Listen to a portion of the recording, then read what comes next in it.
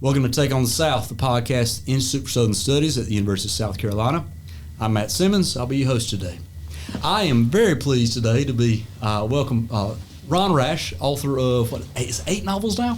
Yeah. 8 novels, 3 books of poetry, and how many books of short stories? 7. 7. So man, that's quite a collection you got going on there. One of the great writers of the South, of Appalachia, of our day, of the late 20th and early 21st century. We are pleased to have him here with us at USC for our 2nd annual Neuffer Lecture in Southern Literature. Pleased you're going to be doing that for us tonight, and thank you for being so kind as to stop by here. So just want to talk with you today about your work, your background, and how you understand your place, how you understand this world that you write about. So first, Ron, why don't you just tell us about your background, where you're from, where you grew up, kind of, you and I were at lunch earlier talking about your family background and how that kind of plays into the work you do. Right. Yeah, I think my family's story is not that unusual for a lot of Southerners, particularly families that, such as mine, that had a long history in the mountains, particularly of North Carolina. My family has been there since mid-1700s, Wilkes County, Buncombe, and Watauga County.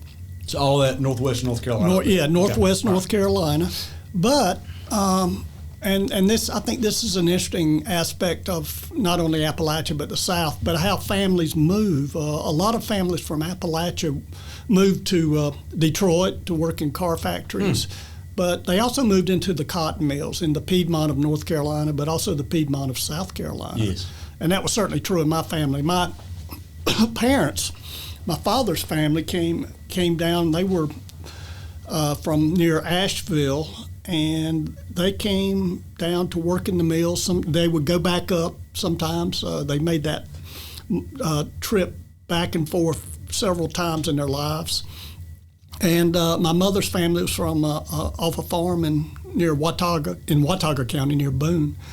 But they came down. My parents ended up in a textile mill in Chester, South Carolina. Okay. That's where they met, and I was born in Chester. We lived there a few years, and then we went back to western North Carolina, where I was closer to my family, to the extended family, and grew up there in Boiling Springs, North Carolina. Okay. So that kind of trip, I think, gave me a sense of really the difference, even between the Piedmont South and the Appalachian South. Sure. One thing, I know that you went to Clemson for a master's degree. You teach at Western North Carolina now. You're kind of back and forth. It's almost as if, your whole life you've been kind of right over the border, going back and forth there, right? Yeah. So, do you think of yourself then as a Carolinian, as a North Carolinian and a South Carolinian? Is there slippage between there? Are there distinctions between those places? I think there's some slippage, yes, definitely. But I think probably because of where my family, all my relatives are, and pretty much even now, I still think of Western North Carolina kind of as the epicenter for my experience. Yes. And I spent so much time, particularly on my grandmother's farm growing up. In Watauga. In Watauga County. So I think that is the area that I've probably primarily been interested in and has been the focus of most of my writing, though I have written about the textile mills. Yes. When I've read your work, there's so much that's about, that corner of North Carolina up there, right? Now you have some, you have fiction set here in Columbia, South Carolina.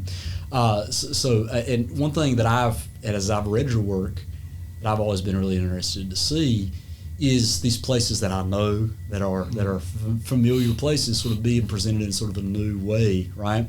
And one thing I really enjoy what your fiction does is sort of challenging our notions of what this place of Carolina, of South is. For instance, you've written quite a bit about these southern places, especially in the mountains, that remain loyal to the Union in the Civil War, and about some of those conflicts that are there, right? So where does that sort of that I think challenges a lot of our expectations about what South means. You even have a novel World Made Straight, right? Yeah, right. Which is actually about, the main character there, he finds out about, his own family history, his own place, and the strangeness, the unfamiliarity of this place. So I'm wondering, where does that sort of interest come from? Is this just a sort of family history thing with your family growing up there in northwestern North Carolina? Or do you want us to see and understand South as never a monolith, as never a monolith, but always a sort of place with many different voices, many different ways of understanding? Yeah. Well, I think that's a lot of it. There is, though, a personal history. I have 2 photographs of my relatives in the Civil War, male relatives in in uniform, and they're both in Union uniforms. Wow. Okay. So I think that awareness of that certainly has played a role. But I love Eudora Welty. She's one of my favorite writers, and she says, ain't she everybody? So she's fantastic. Yeah. And she said, "One place comprehended helps us understand all other places better." Mm-hmm. But I think a lot of that comprehension is really going into the depths of a place, into its contradictions, and I think that's kind of where we're going here to a degree, and just really trying to get a sense of sometimes that what we think we know about a place maybe is not all of it. Yeah. The contradictions of a place. Is that what you said? Yeah. I think that's really good. I was teaching Catherine Porter this morning, and in there's that whole thing in Old Mortality where Miranda's out there. She's kind of trying to, at the end, she's going to go off. She's not going to listen to the past. She's going to go find the truth for herself and all this. And Porter notes kindly, gently, but deeply ironically that how ignorant Miranda is. I mean, this is what the last line of that story is the word ignorance, right? That's the way it ends. This way in which what we think we know and what we think we can get outside of, sometimes we can't get outside of it, and we're caught in a web that's much, much messier. And I see that some in your fiction. You have these people there who, there are these dark secrets they're trying to, run away from, get away from, novel like The Risen, right? Not to give anything away, but there's something that's behind there that these people are really kind of struggling with, and that these 2 brothers there that they can't really get away from, right?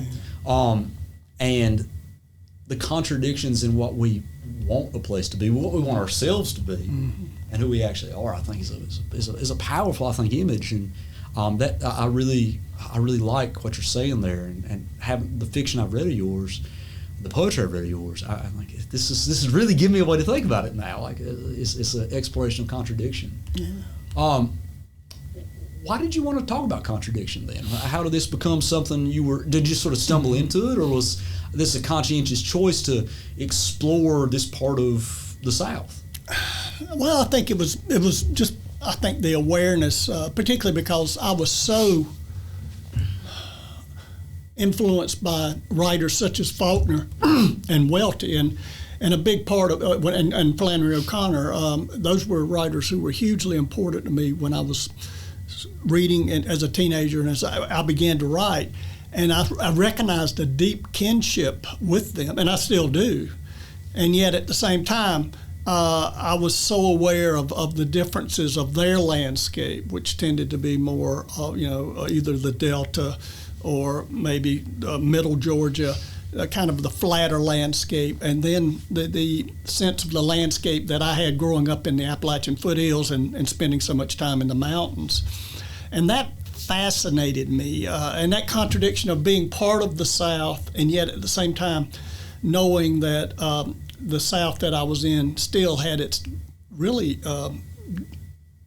very immense differences in culture, in music, though the music, of course, bleeds over, food, but most of all geography and the geology, the landscape, and I've become pretty obsessed with the idea of how landscape affects us psychologically. I actually have a character in The World Made Straight say that that's landscape is destiny. Yes. And I think that to me is fascinating. Yeah, I teaching a class this semester, and we began with this, one of the more significant works of early 20th century Southern history, U.B. Phillips's Life and Labor in the Old South. And he begins with this wonderful line, let us consider the weather, right? That's how it begins. Yeah. And there is a way in which, landscape, climate does shape us. But I mean, sort of dig into that some then. Does the landscape, how do the mountains, so let's look at the world that you knew, that you know. Here you are, a person of northwestern North Carolina ancestry, of that Appalachian ancestry. But your life experience, your growing up is in a Piedmont sort of, not just a Piedmont South, but a Milltown South in Chester County and then in Bowling Springs, right? Yeah. I think Bowling Springs, though, you are getting into the foothills. Okay, so, you're trying to get over there. Okay. Yeah. Well, I mean, so just look at, and then, but all the time he's sitting on your grandma's farm in Watauga County. Yeah, right. So how, even as a boy, when you were navigating, going through these different places, were you already cognizant of how the shape of the land, the Piedmont, the foothills, the mountains proper, was already predetermining and shaping how the people there engaged and understood who they were and how they fit into the rest of the world around them? Yeah, I really did. And I mean, it was very interesting to me because I spent so much time with my grandmother, but I've also seen it in my parents. I think for people who grow up in mountain cultures, and I've been fortunate enough to, my books have done well, and I think I'm translating 17 languages now. So 17. I get, sometimes I'll get an email or sometimes a letter from maybe somewhere in Czechoslovakia or the Alps, and just that sense that, and I've had readers in Europe come up to me and say, well, I'm from a mountain region, and I really sense that you have a sense of what makes people, what people feel in that. And I found two things primarily. One is, and I've seen this in my own family, an intense sense of the mountains can be very protective, almost like a womb, almost keeping us safe from, in many ways, embracing that place. And that in some ways, and I've noted with some of my relatives who were moved out of the mountains that they always wanted to be buried in the mountains. They always came back home to be buried, even if they'd been out of the mountains 40 or 50 years. But the other part of that is, and I've seen a real streak of fatalism in my ancestors. My grandmother was just classic at this, and I think that's interesting particularly because people who've lived in the mountains traditionally have to be near water sources, so they're not on mountaintops. They're in the lowlands, in the valleys, in the hollows. Yeah. And there's a sense of just being constantly reminded of your insignificance. You've got these mountains, but also something physiological, just the lack of sunlight. So if you're in a dark, I remember, my aunt and uncle's farm was in this really deep valley, and the sunlight, I mean, we would be there, and I mean, you were in the pretty much shadows, pretty much from about 10, anytime before 10 to 3. And we know what that does. That lack of sunlight can affect your mental health. And so those things I've really been interested in that and really kind of plumbed those. And I think in so much of my work, I'm seeing both characters who feel like they embrace that or they have to flee it. Mm-hmm. You said that you've realized how insignificant you are against these massive things. Yeah. So I think about, I was telling you at lunch, I taught your novel, Saints of the River, last semester. And, there you are, it's the Tiger River in that novel, right? If I remember correctly, or something. Tomasa, yeah. So you've got, which is, and not, this isn't spoiling anything for anybody who ain't read it, you learn like the first opening pages. A tourist of this family from Minnesota, a tourist down to northwest South Carolina, and their adolescent daughter drowns, and the strength of the water is such that they can't just get her out, and so then it becomes this whole debate on what do we do, right? But the tension in that novel, you've got the traditional mountain people, the kind of fatalistic people, right? You've got the environmentalists, if I remember, and then you've got the developers, right? And then you also have just the grieving families from Minnesota, so I guess 4 groups of people there. So I guess then this is something that I'm really interested in as a Southerner, as a person from the small town South, as a person with myself also a 300-year history, family history in the South, and seeing all the changes that are going on here, good and bad. I feel like being from Appalachia, these are even more intensely felt. What happens when this development, all these new sort of ways, competition of who owns this space, right? And how the space that makes your ancestors, makes them fatalist, has this womb that protects them and that embraces them, and that will also be the place that they will always be buried, as you say. What happens then, and I guess some of your fiction is concerned with this, what happens when new people come in and begin to contest over the meaning of that space? How do we make sense of that? And then how many, especially in Appalachia where so many people are economically disadvantaged, how do they even survive? How do they navigate that world and space? Well, that really is I think that's the complexity of that is certainly, I think, something that is in my work. I mean, and you don't want to sentimentalize the people. You don't want to demonize either side. Sure, I mean, that's but it really is a really complex situation that particularly because at least I know in my own experience of my family that most of the people in the area between Bull Rock and Boone where I was, where my grandparents' farm was, where my mom grew up, I could go down a 2-mile road and I was kin to probably half the people on that road.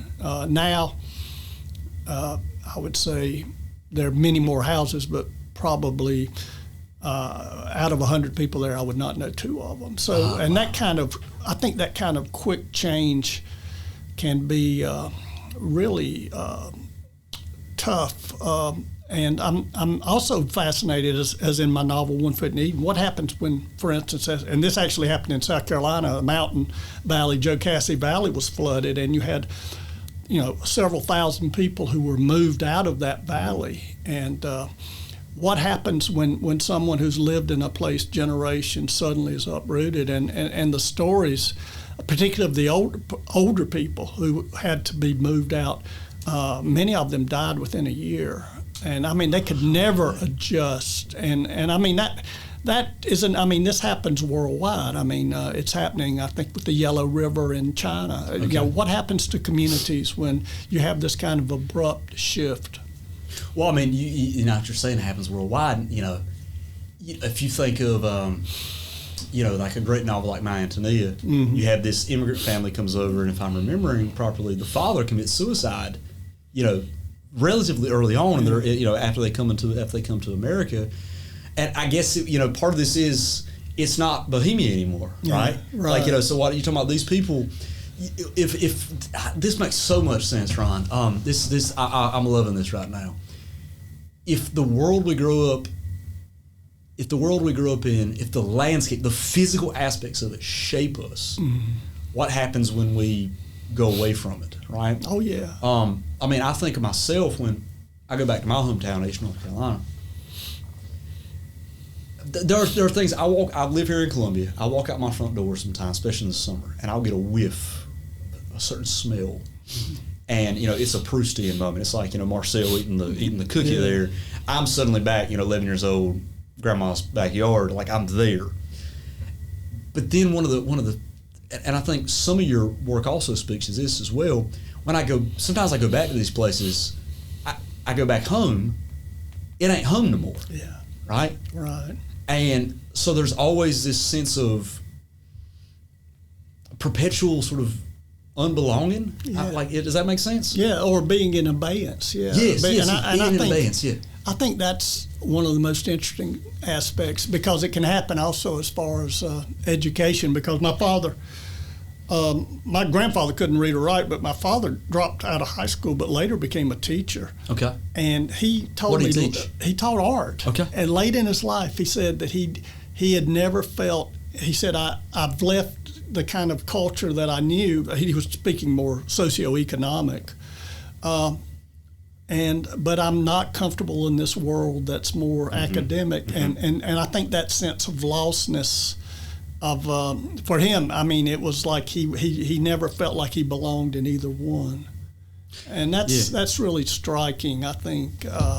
And I've sensed some of that. I grew up in the place I grew up in, Boiling Spring, very small town, and I knew at a time in my life that I probably couldn't live there. Sure. I felt like I was drawn somewhere else, but yet at the same time, there's a part of me that can't leave it, and I think that's those kind of contradictions are so much a part, I think, of what makes literature work, because this statement's been attributed to many people, but that the role of the artist is to deepen the mystery. Mm-hmm. And I think that's kind of goes back into what we were talking about earlier, contradictions, the complexity of place. Absolutely.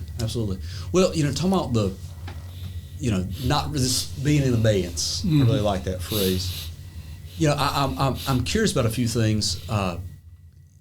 Why do you think it is? I mean, I sit here and I listen. You're this author who's got your works translated into 17 languages, you say. You've won all these awards. You've sold all these many books. You're known around the world. You tell me at lunch you were in Ireland recently. You had your most famous novel, Serena, was made into a film. They filmed in the Czech Republic, all places in the world, right? Why they couldn't do it in Central North Carolina, I don't know, right? Because that's where the novel takes place, They even have longleaf pines in Prague. I don't know. But here you are, also this man who, like me, has never lost your accent, right? Right. Where have you ever felt pressures to kind of position yourself differently? Because I'm also thinking about how you'll have other great Southern writers, mm-hmm. people like Thomas Wolfe, who can only write about Asheville when he mm-hmm. goes elsewhere, right? Mm-hmm. You have even someone as conservative in many ways as Alan Tate is doing his best work when he's in Minnesota and New York, and you have Catherine Ann Porter writing from New York and Chicago, and then you have Faulkner writing there from Oxford. You have Eudora Welty writing from her childhood bedroom, essentially. So why do you think it is that some writers can write about home honestly while still remaining there, while others, to paraphrase Joyce, need to go away so they can, forge the unknown consciousness of the race on the smithy of their soul, right? So why do you think that tension is there? Well, it's interesting you bring up Ireland and the South, because I think there's some amazing parallels about that question. Irish writer I love is Edna O'Brien, and she had to stay. She had to leave. She knew she had to leave Ireland, but Ireland has, there are writers who felt like they had to stay there. Mm-hmm. And but with Southern writers, it's really an interesting question, because so many of them felt like they had to leave, but others felt like they had to stay. And I can see the strengths of both, but I decided pretty early on, when I really got serious about writing, I knew I had to stay here. I had to touch it. I had to hear it. Mm-hmm. I wanted to be reminded of it.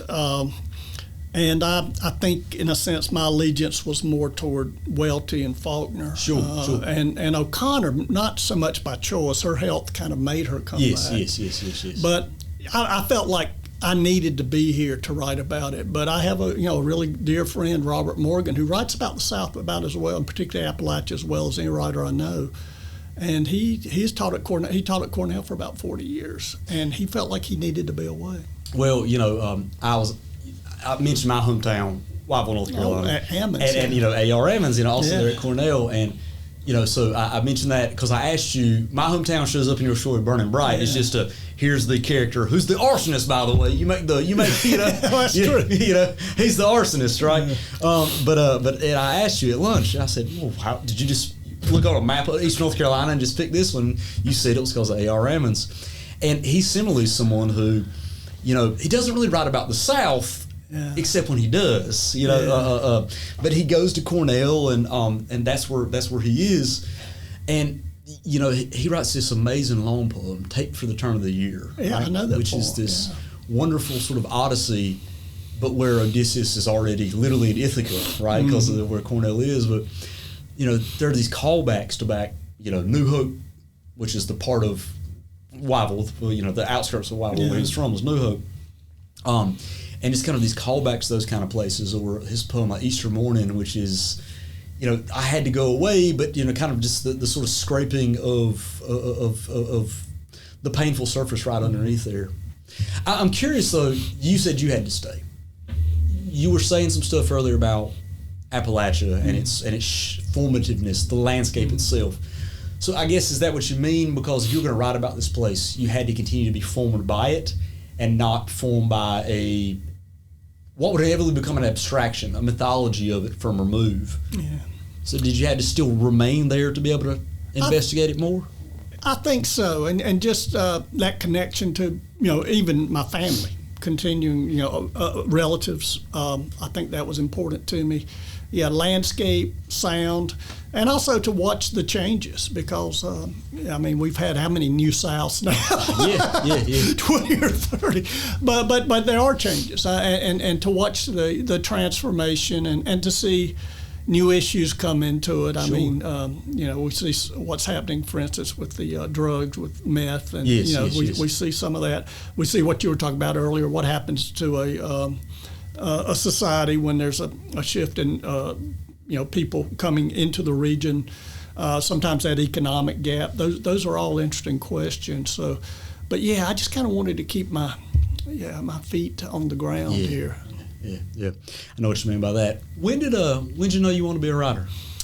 I did not know it early on, but I showed all the symptoms. I love to read, and I also was very comfortable, spent a lot of time by myself as a kid. Sure. And not in necessarily a negative way, but I just loved to go out in the woods. I loved to daydream.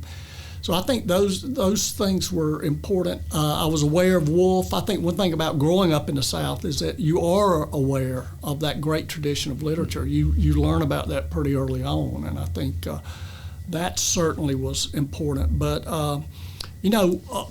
along with that, when I was about 15, I was always a precocious reader, and I found a copy of Crime and Punishment in the library. I just thought, well, that's an interesting title. So I actually started reading that book, and Dostoevsky continues to be one of the most important writers for me. Sure. His influence, but there's a scene about 50, 60 pages in there where Raskolnikov kills a pawnbroker, and I at that moment it was like, as I've said this before. It wasn't so much, I'd always entered a book before that. This book entered me. Oh, yes. And I just felt this almost out-of-body experience, that the intensity of it. I remember exactly where I was. I was actually making a D in biology in high school, and I was on the back row reading this, and I continued to just be, to think about the idea that I was reading splotches of ink on a page, and I was having this intense an experience from that. And I think people who love literature know exactly what I'm talking about. And they can, most people I think can have that book they can think of as like that moment. It just took your breath away. Yeah. And it just knocks you. It feels like, what you were saying, how do these splotches of ink, take you and grab you by your soul like that. Yeah. And I think, that was, so when I got into actually about my freshman year in college, I started saying, well, I want to see if I can do this. And I dabbled with it, became more and more serious about it, and really, as I got into my late 20s, made a real commitment to it. Well, a couple more questions, Ron. So you're a poet as well. We've talked most about your fiction. How do you see the work of poetry? What does poetry allow you to do? What sort of work does poetry allow you to do that your fiction, either long form or short form, does not allow you to do? I think what poetry does that I admire about it is that it can accomplish so much, and it really, I think, has a sense of enchantment, and I use the word seriously there, and part of it is rhythm and sound, the intensity of those things, and it really can, I think, take us into a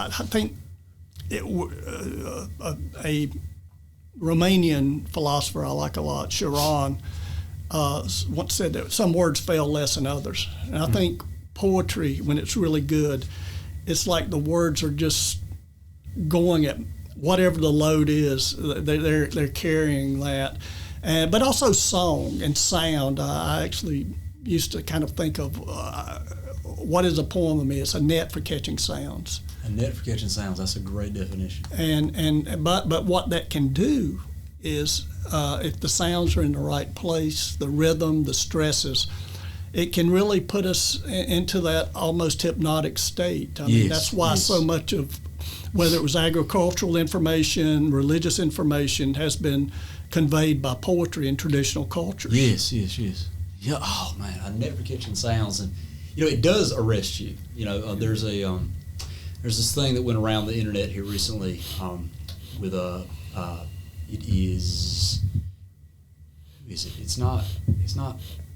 it's Helen Mirren. Is it Helen Mirren? No, it's my wife makes fun of me. I get Helen Mirren and Maggie Smith, and confused all the time. But I think it's Helen Mirren. She's on some British chat show, and they're just she's been a Shakespearean actor and everything. Oh, yeah. And so they ask the chat show host. She says, "So you're just like a Shakespeare jukebox. We can just call something up."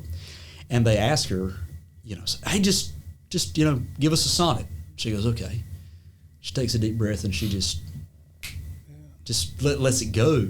And it's that there's something about even if you did not speak English, something about the way the sounds are captured by the net of what Shakespeare did put that poem together, kind of just creates this moment of just like sheer shocking just beauty in that way, right? Oh yeah. So I think what you're saying there about the net for catching sounds, I mean, that's a fantastic definition for poetry. It is what it does. Mm-hmm.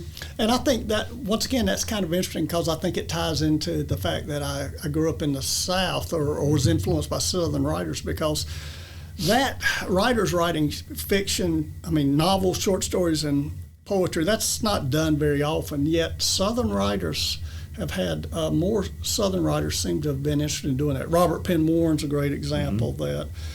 Wendell Berry, but Robert Morgan and Fred Chappell in North Carolina have done it, and that is interesting also. And maybe part of it may be some people might think of it because and very often Southern poetry does tend to be more narrative. Yes. So you could kind of maybe take some of that back to an oral tradition. Yes. But I find that very interesting. That because. It tends to be unusual, and the idea that if you write novels, you can't write poetry, but obviously can. And there are people who, Joyce Carol Oates does it. She's not a Southern writer, but I was always kind of aware of that. I think maybe more with Robert Penn Warren, that he could do that so brilliantly. Yes, he does. And you have, he has these long, like, sort of narrative poems that do all this kind of stuff. Yeah. Fascinating. Well, Ron, I know you got a new book out, Caretaker. I want to give you a moment, just kind of talk about what are you doing with that book and how does it relate to your previous work so far? Yeah. Well, this one was actually, I think, in some ways a really important book because I'd always wanted to use the landscape of my grandparents' farm, the farm I've been talking about, setting for a novel. And I'd never been able to. And so this was the first time I felt like I'd found the story that fit there. Fantastic. And so that was wonderful. And also a story that actually I think says a lot about small towns and it takes place in the South. So actually I was thinking about what we have with the Murdochs. Oh, yeah. And this book kind of ties into that because a story I heard 40 years ago, and I think it was actually happened in South Carolina, a small town, a prominent family, the most prominent family.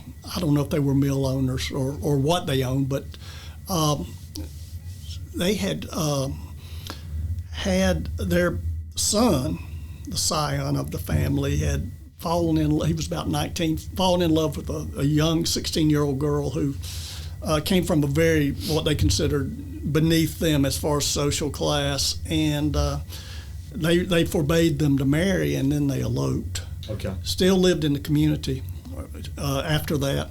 He got conscripted into the war, was over in Europe fighting, and the family had her killed. Oh, goodness. and told him that it was natural causes. And so there was this kind of secret in this community because some people realized what had really happened. Yes, absolutely. And in a way, what was a gift to me, that is not a gift for someone who would want to know all the details, but I never found out if he learned what happened. And so I thought, wow, I should be able to do something with that. Absolutely. So that was kind of the genesis. But as I got deeper into the book, or writing the book, that I realized that I really wanted to get also into the parents' head as well as the young couple. And so the novel is about how far these people are thinking about going, how far will they go, and some of the tension. Wonderful. Ron Rash, thank you for joining us here on Taking the South today. And we are so glad to have you here for our Neuffer Lecture this evening. And I've been absolutely loved talking to you. I could talk to you all day long. Well, thank you so much. We have a good day. Thank you. Thank you so much, Ron.